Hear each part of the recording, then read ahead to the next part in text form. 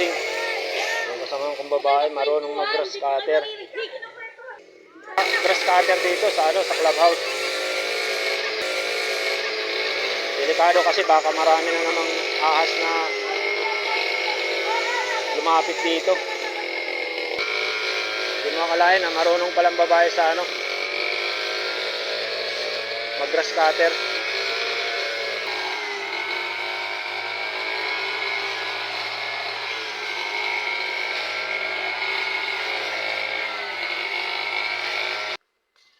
Ayan mga bossing, nagutom yung nag-grass cutter, kaya mag-piplaki muna kami.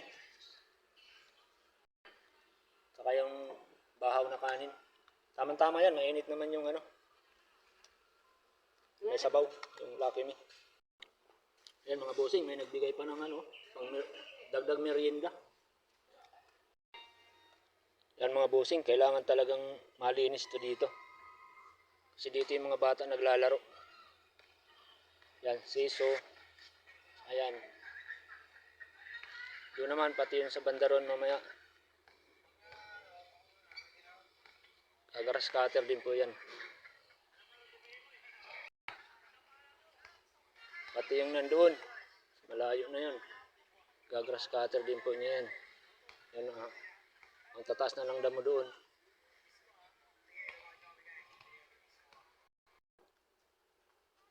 Ayan mga bossing, talagang kailangan na po talagang matabasan ito.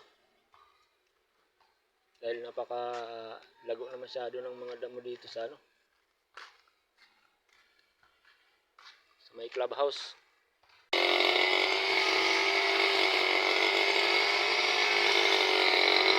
Galing mo na grass cutter, oh. Sanay na sanay.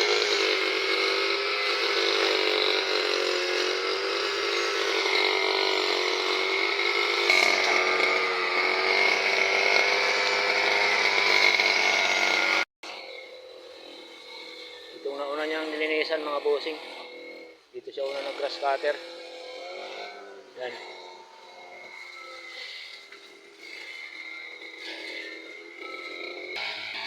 Yan mga bossing.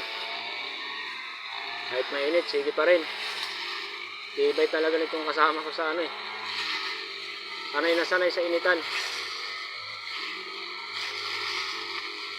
Bagay. Tagal na kasi yan dito eh. Nakasanayan niya na yung trabaho na to eh. Yan mga bossing. Kailangan matanggal talaga ito dito dahil dito man naglalaro ang bata sa duyan.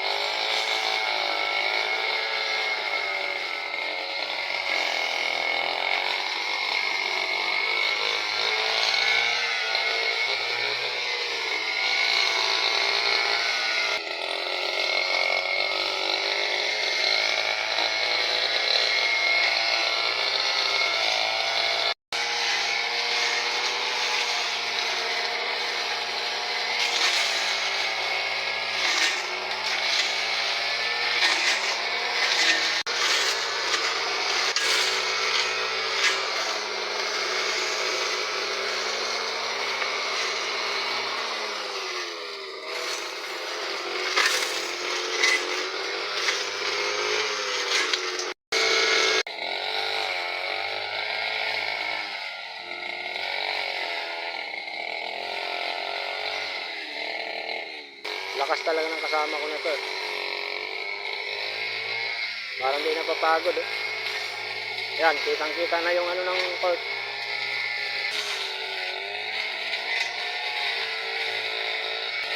Tatalsikan yung Bakal kasi yung talim niyan eh.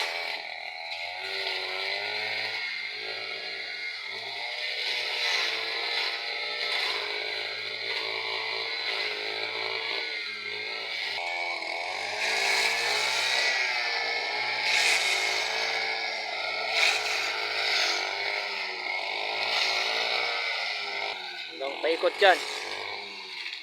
Ayan. Grass cutter po niya.